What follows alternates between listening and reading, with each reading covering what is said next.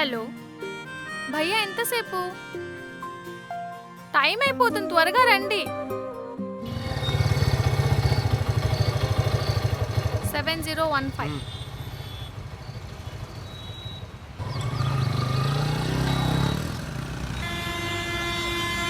ఏంటండి అంత కంగారు పడుతున్నారు? ముందు మీరు ఏం మాట్లాడకుండా ఫాస్ట్గా వెళ్ళండి. సర్లే, ఎక్కడ దింపాలి? లొకేషన్ చూసుకోవయ్యా. హలో మేడం, లొకేషన్లో ఉన్నా, మీరు ఇక్కడ?